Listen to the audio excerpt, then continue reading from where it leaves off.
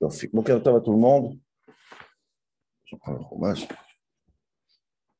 On continue le shiur dans Parashat Vayakhel. Deux parachiotes cette semaine. Pour l'instant, on est encore dans Vayakhel. Et je voudrais parler d'annoncer d'un sujet très intéressant, passionnant, qui nous regarde tous. Le Frat Erev Pessah. Avant Pessah, avec le minag de Kimcha de Pistra. On va essayer de rentrer dans ce sujet par rapport au Mishkan. Le shiur, il est pour les Louis Nishmat, Yehuda ben Shlomo. Voilà. On y va. Je voudrais poser une petite question, Stam, de curiosité. Je ne sais pas si quelqu'un a pensé à cette question ou pas une fois. Est-ce que le Mishkan a été détruit ou pas? Je sais que le Beth Amikdash a été détruit 2 fois. Qu'est-ce qu'il en est du Mishkan? Est-ce que moi je pense que je pense, je ne suis pas un grand historien, je n'ai pas vu tous les midrashim, etc. Si quelqu'un a quelque chose d'autre, une autre information, je pense de manière extraordinaire que le Mishkan n'a jamais été détruit. Ce qui est détruit, c'est le Beth Amikdash, pas le Mishkan. Le Mishkan, il est éternel. Il a été démonté, caché, jamais détruit. Donc il y a une certaine immortalité, une éternité qu'il y a sur le Mishkan, beaucoup plus que le Beth Amikdash. Il n'y a pas eu de Khorban à Mishkan. Ça veut dire ce que ça veut dire. Je vais essayer de comprendre avec ce shiur. Pourquoi? Lama. Quelle route il a reçu le Mishkan que n'a pas reçu les Beth Amikdash. Ok, je donne ça comme parenthèse et comme ouverture à ce shiur. On y va. On continue dans Parashat Vayakhel. Une des choses pour faire monter le Mishkan, une des choses qu'on a besoin pour le Mishkan, comme chaque Mishkan, c'est de l'argent. Mali, kesef. Et le pasuk qui nous raconte, Vayavo ou kol ish asher nesa olibo. On a ramassé des dons. On a demandé à tout le monde de donner de l'argent. Et tous ceux que leur cœur les a élevés, nesa olibo, un cœur élevé, c'est-à-dire une générosité. Chol asher nedvaru roto. Tout celui qui a été généreux, et viou et trouma tachem les melechet oel moed. Ils ont ramené la trouma, c'est la pratique de Parashat Trouma, pour faire et donner de l'argent pour le temple, pour le Mishkan. Alors, la mitzvah de tzedaka, de donner de l'argent pour une choule, pour un Mishkan, pour une cause, elle va être au cœur de notre shiur grâce à un morceau de Gemara, une histoire dans la Gemara. Je pense qu'on a touché il y a quelques années, je ne sais pas si c'est enregistré ou pas, et cette histoire-là, elle peut nous donner une vue, une originalité sur la manière de la conception de la tzedaka et du don que tu donnes, bien sûr, au Mishkan, mais bien sûr à un pauvre, n'importe quel don que tu vas donner à quelqu'un d'autre. Alors, je comprends ce qui se passe déjà dans le Mishkan. Première question, le Rachaim Akadosh, il la pose, et d'autres, on voit qu'il y a 2 sortes. Il y a Asher Nadva Libo, la générosité de manière générale, et il y a Asher Nesa Olibo. Donc, il y a un cœur large et un cœur élevé.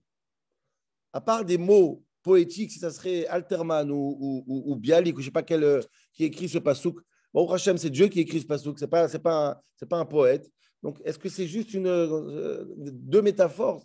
Nadva Libo, c'est un cœur large. Tous ceux qui sont cœur large à donner de l'argent. C'est quoi Nesao Libo? Il y a 2 choses. Il y a aussi un cœur élevé. C'est quoi une tzedaka à cœur élevé et une tzedaka à cœur large? C'est 2 sortes de tzedakot. C'est ce qu'il dit le Rachaim Akadosh, 2 sortes de tzedakot. Il dit ça dans un petit pirouche. Et moi, peut-être c'est ce qu'il dit lui aussi. Donc, il est très rapide, quoi. Il y en a qui donnent un peu, il y en a qui donnent beaucoup. Et moi, le shiur aujourd'hui, je vais essayer de comprendre c'est quoi ces 2 sortes de tzedakot. C'est quoi la vraie tzedaka qui s'appelle Nesiyat Lev, le cœur élevé. Et pour comprendre ça, je voudrais te poser une autre question. Celle-là, elle est mamash bouleversante. Bémet bouleversante, quand tu regardes un peu les midrashim. Pardon, je me suis silencieux. Quand tu regardes un peu les midrashim sur la Troumat à Mishkan, sur l'argent que donne pour le Mishkan, c'est affolant, c'est troublant. Pourquoi? Peut dire le Midrash, il dit le Yerushalmi. Qu'est-ce qu'il dit le Midrash? Le Midrash, il dit Bota kalkala parku et izmei hazahav asher boznei shehem, וכשעשו המשכן עשו אותו נדבה. ומה כתיב? כל נדיב לב הביאו חך ונזם, טבעת וחומז וכל כלי זהב, בנזמים חטאו, בנזמים התרצה להם. Le Midrash, il dit ça pour le bon, mais moi je vois ça pour le mal, pour voir pourquoi.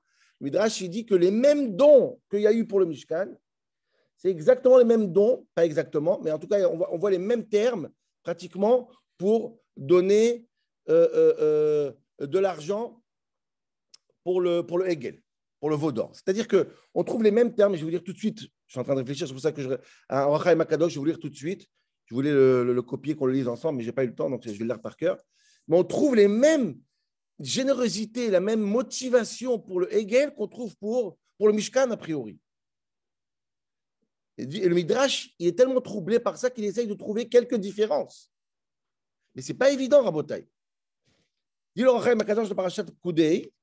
J'ai oublié de vous le donner, mais je l'ai ici dans la photo, donc je vais lire vraiment quelques mots. Vous prenez, c'est affolant.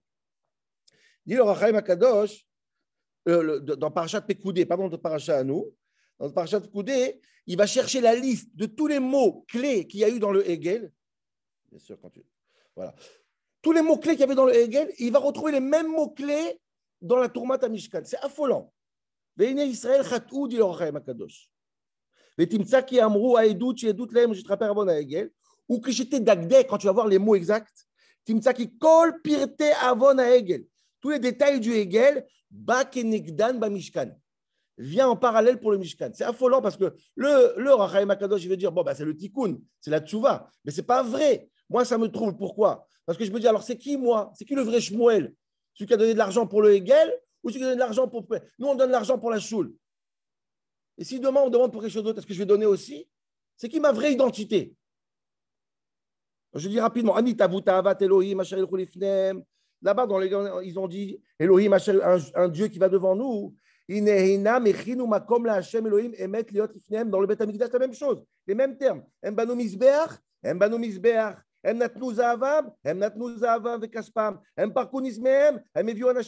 femmes ont donné les boucles d'oreilles. Ici, les femmes aussi ont travaillé. Incroyable, un parallèle hallucinant entre le Mishkan et le Hegel.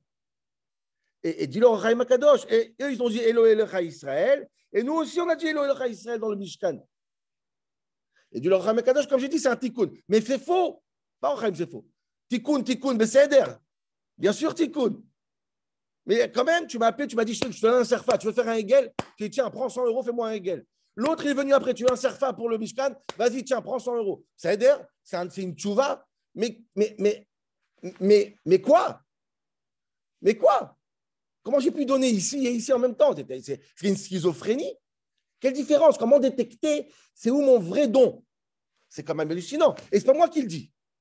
Dis le Yerushalmi, je suis obligé de vous dire le Yerushalmi. Amar Rabbi Yehuda ben Pazi, Yerushalmi au début de ma Sechet Shkalim. Amar Rabbi ben Pazi, Beshem Rabbi, Hen Hanikra, Velo Niv'at.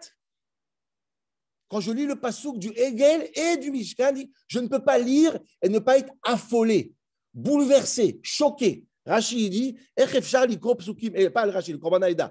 Echefshar likro psukim, ele belo be'ita ou re'ada. Le Mefaresh du Yerushalmi, sur le Yerushalmi, le Korban Haïda. Comment on peut lire les psukim du Mishkan et ne pas être choqué, bouleversé, quand on connaît les psukim du Hegel? Incroyable.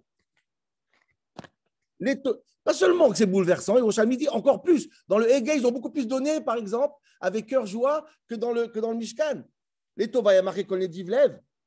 Et les Ra'a, pour le Hegel, il y a marqué partout Kolam. Ce n'est pas seulement les donateurs, tout le peuple a donné pour le Hegel. Donc, ce n'est pas seulement ça. Et du Yerushalmi, la fin, cette phrase-là qui est magnifique, qui illustre mon étonnement. Amar Abba Barava, Amar Abba Baracha, En ata yachol la'amod al ofi shel umazo. En français, ça sort, je ne comprends pas ce peuple. Il me dépasse. Je n'arrive pas à dire si ce peuple il est bon ou il est mauvais. Je n'arrive pas, il me glisse entre les doigts. C'est de la folie. Tu fais un gala, un halodon pour le Hegel, il cartonne comme un halodon pour le Mishkan. Il y a un truc qui ne tourne pas rond dans l'histoire. Nitbaïn la Hegel notnim, nitbaïn la Mishkan notnim, dit le Yerushalmi. Il donne, prends, tiens, prends. Alors, elle est où la tzedaka? Comment faire la différence?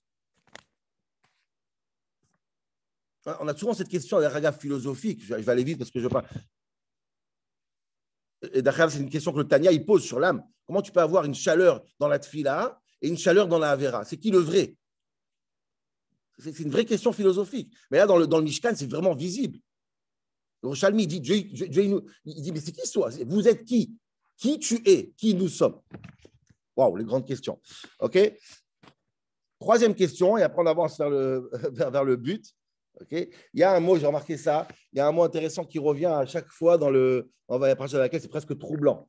Un mot, il n'arrête pas de revenir presque à l'obsession, c'est bizarre presque. Le mot que je veux dire, c'est Chokhma. Le mot Chokhma, ça n'arrête pas. Il y a un truc il y a un tampon qui s'est multiplié. Chokhma, Chokhma. Je vous lis rapidement. Hein. Le Chol Isha Chokhmat Lev Be'adei Atavu. Le Chol Anashim. J'ai fait le trait avec. Je ne vais pas trouver quand je cherche. Alors, Vasa Betzalel Bechol Ish Racham Lev. Vaikar Moshe Betzalel Elia Bechol Ish Racham Lev. Vayavou Kol HaChachamim. Chacham Lev. Vayasu Kol Chacham Lev. Enfin, chaque deuxième psukim, il marqué Chokhma, Chokhma, Chokhmat Lev, Chokhmat Lev. Il y a le mot Chokhma, ça veut dire le travail du Mishkan, c'est un travail de Chokhma. Il y a quelque chose qui est Chokhmat Lev, la Chokhma du cœur. Comme j'ai dit au début du jour, Nesao Libo. Qu'est-ce que c'est que cette histoire? Bref, il reste deux, je ne veux pas parler vite, donc je vais commencer les réponses. Regardez bien dans les psukim, il y a beaucoup de choses qui reviennent. Il y a encore le mot qui revient énormément aussi que je voudrais parler, mais je n'aurai pas le temps de parler. C'est Vayaviou, Vayavou, Vayavou, Vayavou. Ils viennent, ça c'est encore un autre sujet. Le mot Chokhmat Lev, Chokhma, Chachamim, Chokhma, Nathan, incroyable. Ça revient. Je veux comprendre c'est quoi cette Chokhma du cœur. C'est quoi cette tzedaka du cœur? Et pour comprendre ça, je voudrais faire cette distinction entre deux sortes de tzedaka suite à une histoire dans la Gemara qui s'appelle l'histoire de Mar Ukva et le pauvre. Je ne sais pas si vous vous rappelez de cette histoire de Mar Ukva et le pauvre. Quelqu'un a vu cette histoire ou pas? Je raconte l'histoire rapidement. Je vais décortiquer, je vais analyser cette histoire aussi rapidement et je vais arriver à une conclusion. C'est quoi la vraie chesed d'Avraham Avinu? C'est quoi le vrai chesed? Celle du Chokhmat, Lev, Nesao, Libo du Mishkan, contrairement à celle du Hegel. Et la preuve de tout ce que je dis dans les mots du Passouk. On y va. La Gemara raconte comme ça. Écoutez bien l'histoire, chaque détail compte. J'aurais bien voulu faire un shiur d'une heure sur cette Gemara, elle est passionnante. Amar Marukva, il était un des premiers Amoraïm, un des grands Amoraïm. Il habitait à la maison et il donnait tous les jours à un pauvre, tous les jours. Ragi, la tête, je l'ai traduit en hébreu. Kol yom, la tête, l'arbaz, ouzim, franchement. Il avait un pauvre qui était son voisin ou pas. Il y avait une porte. Dans la porte, il y avait un trou. Et il jetait là-bas tous les jours 4 zouzim. C'est une fortune. Quelques centaines d'euros. Tous les jours. Et il le faisait pour faire quoi? Ce qu'on appelle tzedaka beseter, tzedaka caché. Pas faire honte aux pauvres. Donc, c'est magnifique. C'est une tzedaka magnifique. Tous les jours, tu te rends compte, tu mets une enveloppe et tu disparais, qu'il n'a pas honte, le gars. Magnifique. Un jour, le pauvre a décidé, qui est-ce qui est mon bienfaiteur? C'est pas possible, il y a un truc qui va mal. Ça va me retomber dessus, je devrais payer cash. Il n'y a pas de...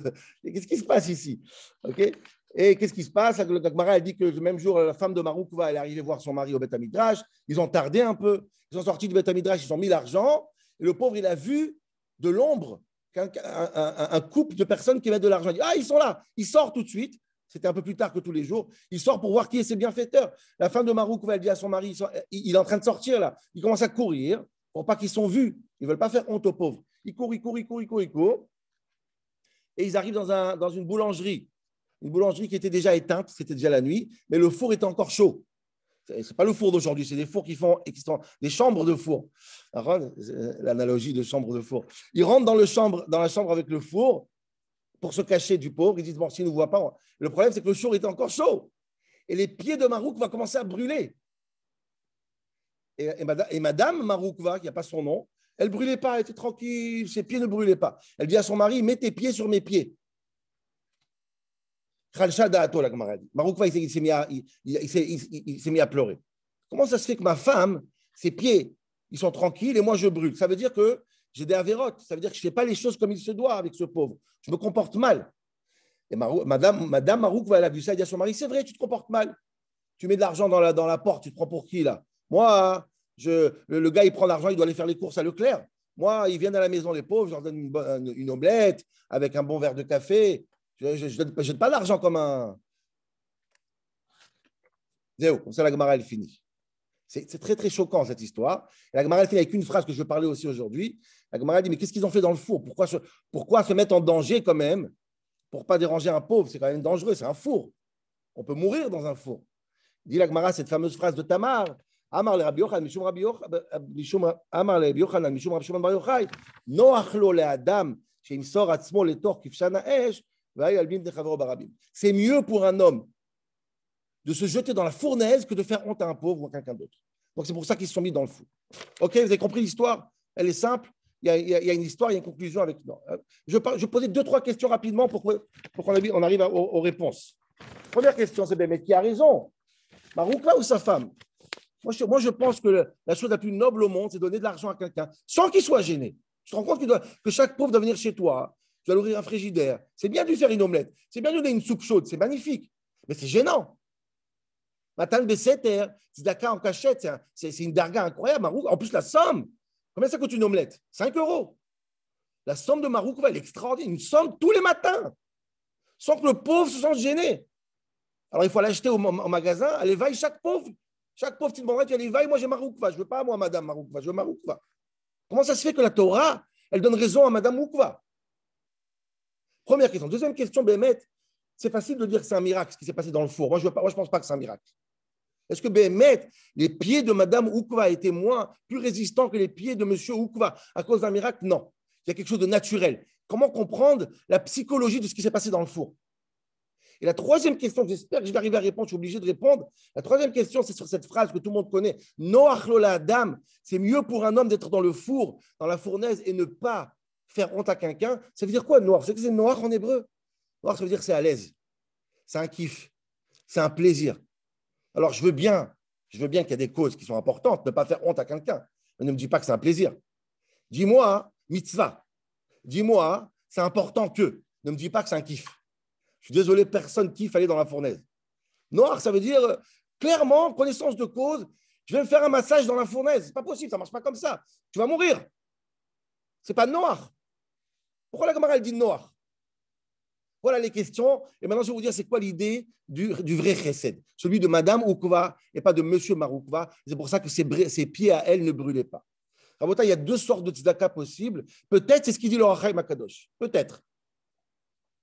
Il y a deux sortes de tzedaka possibles quand un homme il donne de l'argent à un pauvre.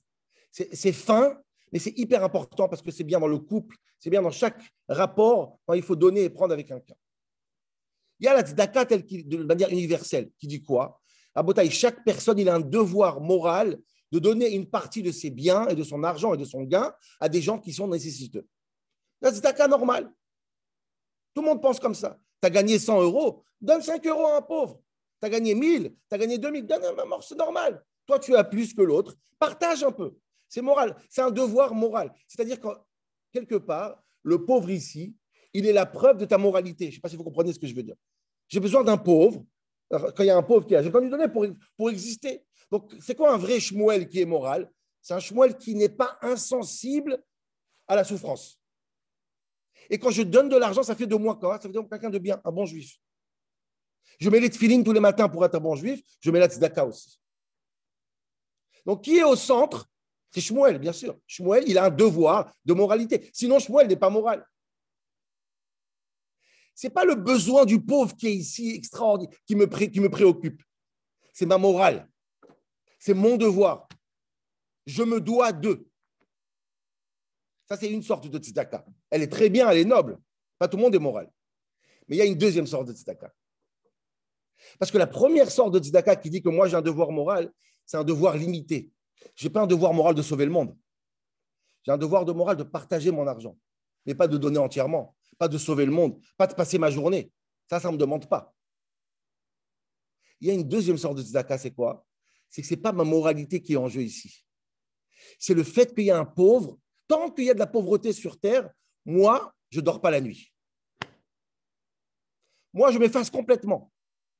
Tant qu'il y a quelqu'un qui est dans la difficulté, mon existence est complètement anéantie. Je ne peux pas vivre. Je ne suis pas tranquille.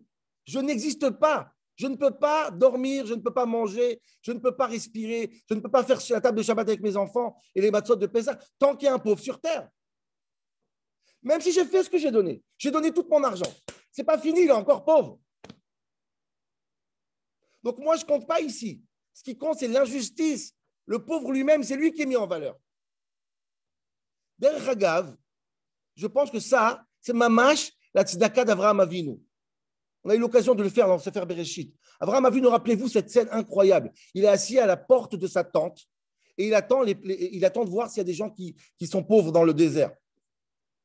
Et il est là, il est assis à la porte, il n'y a personne. Il faisait tellement chaud, Dieu a sorti un soleil, il n'y a personne. Il a marqué qu'Avraham Avinu était triste. Il a même critiqué son serviteur. Pourquoi tu ne me trouves pas des pauvres? On a posé la question, Ribono Shalom, sois content, il n'y a pas de pauvres. Sois content.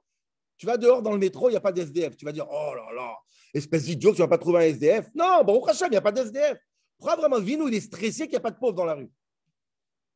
Ben, c'est ça, Rabotaï. Si ton but, c'est quoi? C'est de te faire une conscience, alors il n'y a pas de pauvres, il n'y a pas de pauvreté.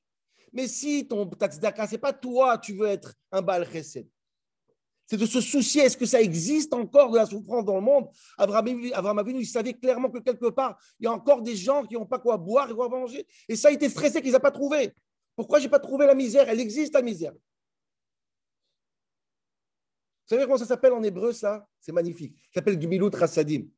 Ce n'est pas Chesed, c'est Gemilut. Vous savez ce que c'est Gemilut? On a fait un shiur dessus une fois. C'est quoi Gemilut Chassadim? Le Gomel Chesed. Gomel, c'est le même mot que Gamal, qui veut dire le chameau.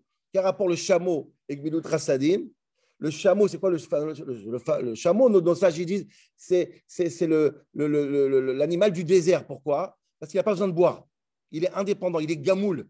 Il est comme un enfant qui arrête d'allaiter sa mère. Il est nigmal aussi. Il n'a pas besoin. Il se débrouille tout seul. Il peut aller dans le désert des jours sans boire.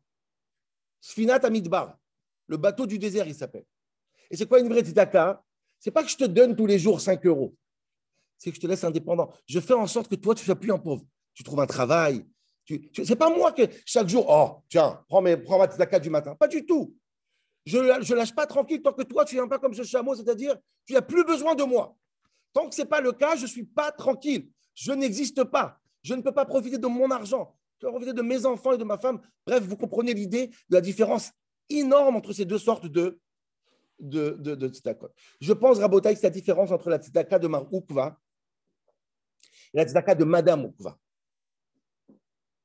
Madame Ukva, Mar Ukva, qu'est-ce qu'il a fait, monsieur Ukva? Mar Ukva, qu'est-ce qu'il a fait? Il a donné tous les matins 4 zouzim aux pauvres.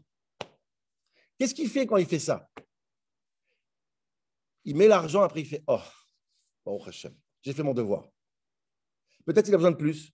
Peut-être qu'il a besoin de moi. Peut-être qu'il a besoin d'un médecin qui ne trouve pas. Peut-être. Non, mais j'ai fait mon devoir de tzedaka.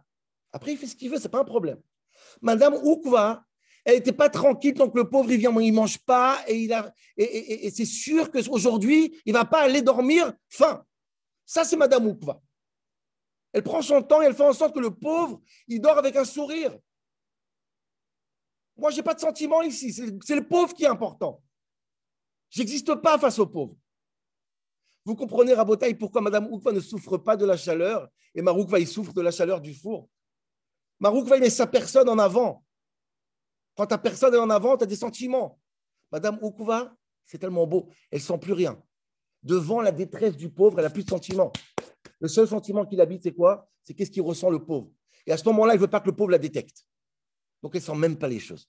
Ces sentiments sont même plus importants. Le seul sentiment qui l'habite, c'est comment ressent le pauvre aujourd'hui. C'est tellement beau. Regardez, c'est quoi? Noachlo la Adam, chez Ikanef et Torkishan. Pourquoi on a dit c'est agréable d'aller dans le fond? Bien sûr, c'est agréable. Bien sûr. Si c'est pour faire du bien aux pauvres, je fonce. Pourquoi? Parce que j'ai pas mal. Pourquoi j'ai pas mal? Parce qu'au contraire, je me sens bien que le pauvre ou la personne qui risque d'avoir honte, elle n'a pas honte. Elle se sent bien. Le prochain, il est tellement bien grâce à moi que je cours dans le feu. Ce qui est agréable pour moi, c'est que toi, tu te sens bien. Pas moi, je me sens bien. Il faut changer le centre de Covid. Ce n'est pas moi l'essentiel, ce n'est pas moi au centre, c'est le pauvre. C'est la détresse. C'est la personne qui ne peut pas faire honte. C'est elle qui est importante. Ça, c'est Maroukva et sa femme. Ça, c'est le vrai chesed d'Avraham Avinu, Gemilut Chassadim.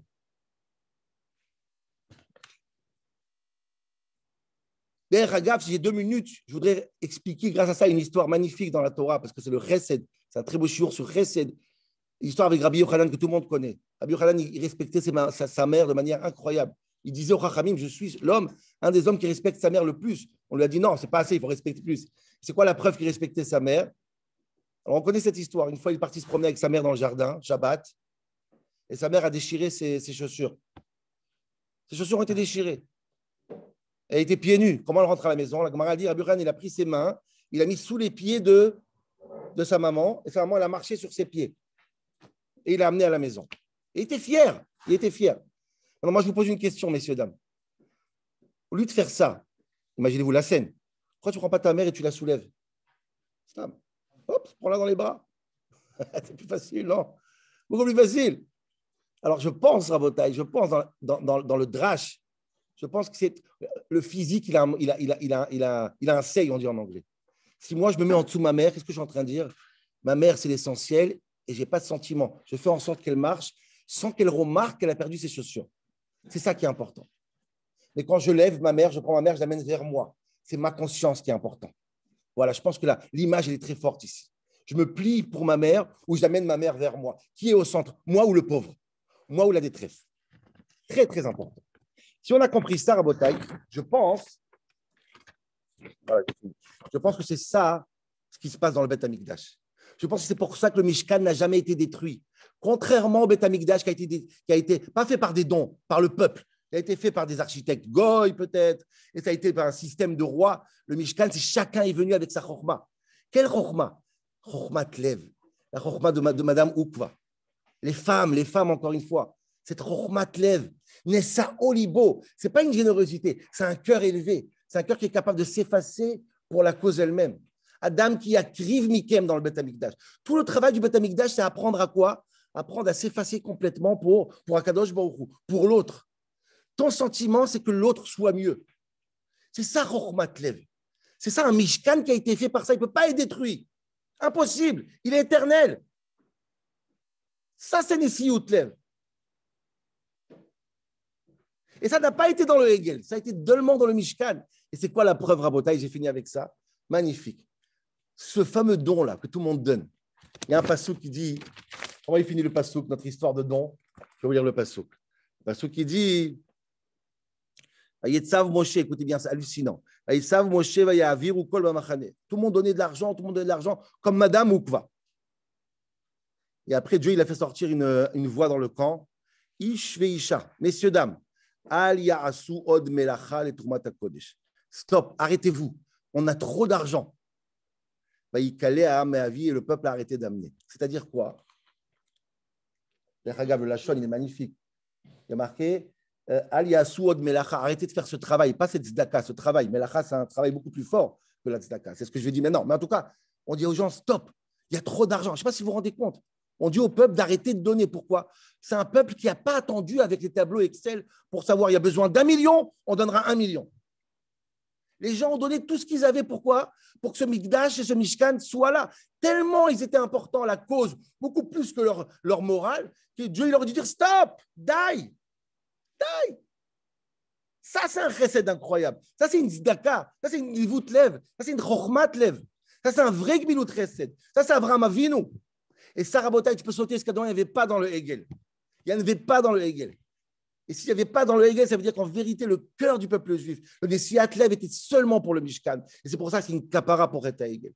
Et chacun d'entre nous, maintenant, je dis ça entre parenthèses, c'est Pessah qui arrive maintenant, il y a une mitzvah, une halakha dans le Shulchan Aruch, Kimcha d'épicerie, donner de l'argent pour qu'on puisse distribuer de l'argent aux pauvres, ceux qui ont besoin. C'est une halakha spécialement dans Pessah. Ceux qui veulent par le Bet Rabbah de Deauville, ils peuvent donner par le Bet Rabbah de Deauville aussi. On distribue beaucoup de matzot et beaucoup de choses ici. Mais en tout cas, il faut faire ça d'une manière, c'est pas que je fais mon devoir de donner de l'argent pour Pessah, mais non. S'il y a un juif dans le monde qui son seder soit moins bien que le tien, tu ne peux pas aller au seder faire kidouche. Ce n'est pas possible. C'est ça, c'est son sentiment qui doit t'habiter et pas je fais mon don à l'association pour ce Pessah. Voilà, Rabotai. Koltou et à demain.